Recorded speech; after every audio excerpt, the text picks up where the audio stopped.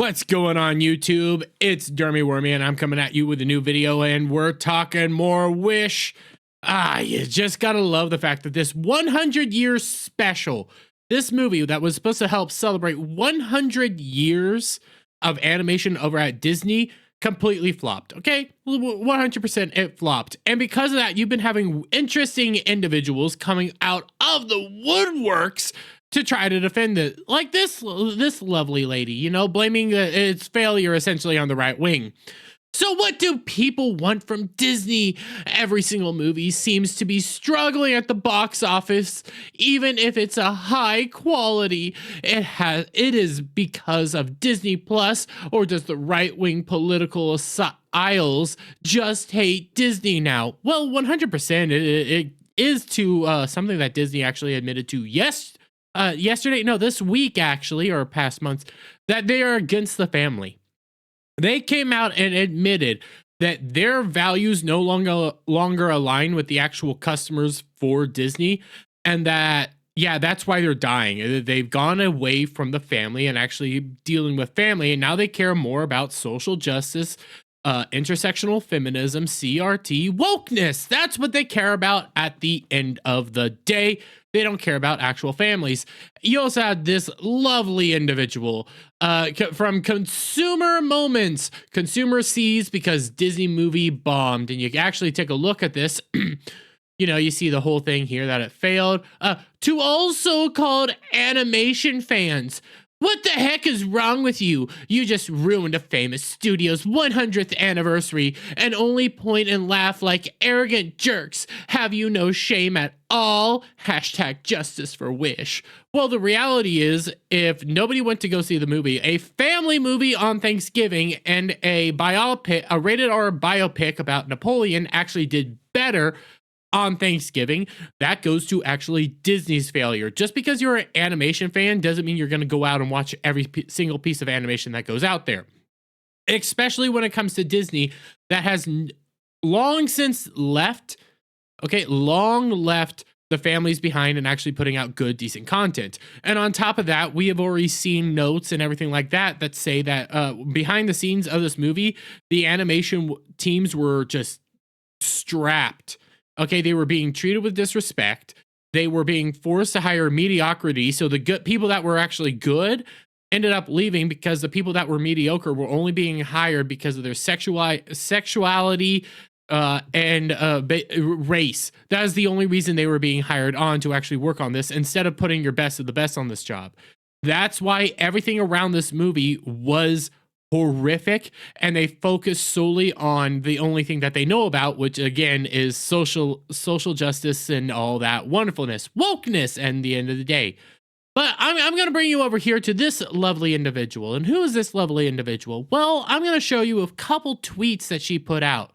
Okay, this is Taylor Gessler-Laning. She seems like a lovely lady. But actually, I'm going to show you this first.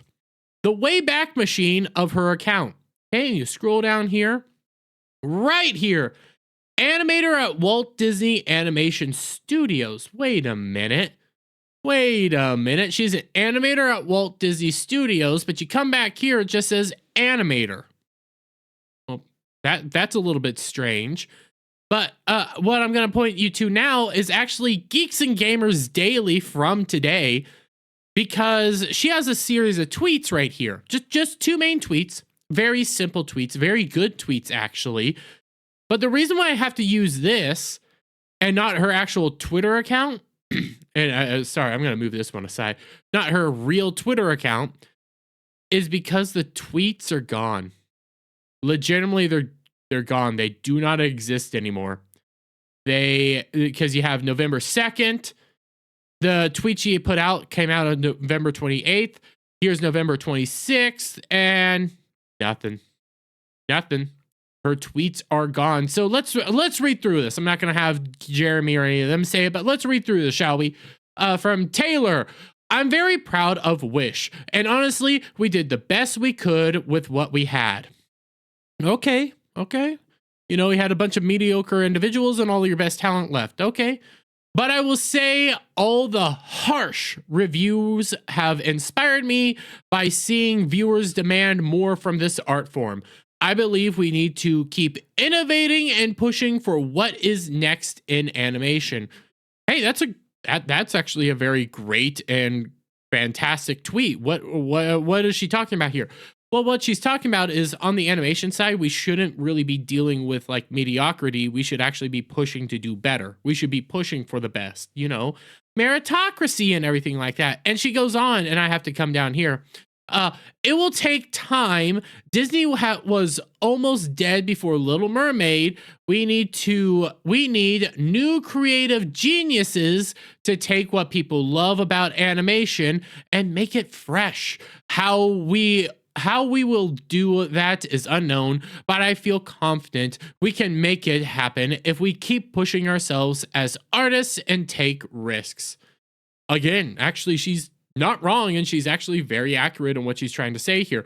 What she's trying to say is, hey, listen, and if you take into account everything that was said behind the scenes, I did a video on that with animators coming out and talking to Chris Gore and Alan Ng over a film thread.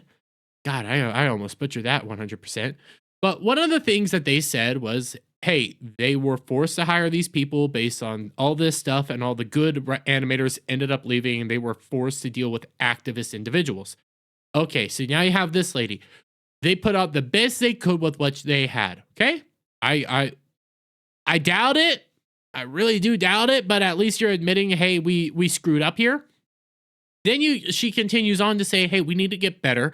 We need to be hiring essentially the best people in the job. We need to be hiring geniuses, you know, really good individuals, meritocracy to help innovate.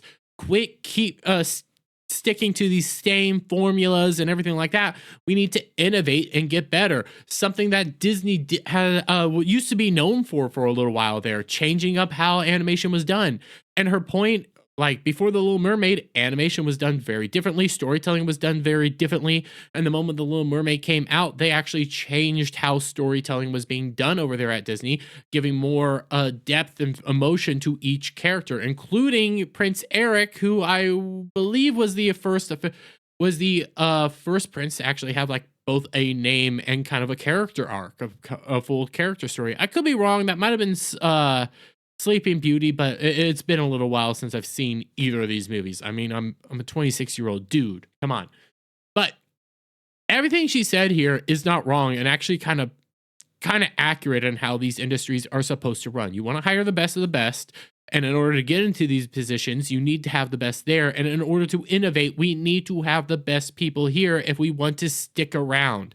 If the company dies, it was because we didn't innovate or change. Something YouTubers have to deal with, something basically every company has to deal with. Eventually, you have to innovate and change. But then you go back to the whole fact that all these tweets are gone. All these very basic and simple tweets just don't exist anymore. And it makes you start and not only that, we go back to the whole animator thing and the fact that it's no longer on her actual, you know, bio anymore. Animator at Walt Disney Animation Studios. Animator.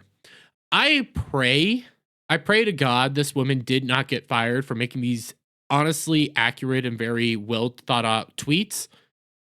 And I hope she's still there. But if they did fire her because of that, that's terrible.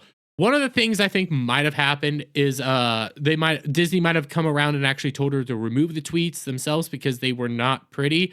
But then it goes to question, why would Disney ask you to remove these tweets and then remove Disney from your bio?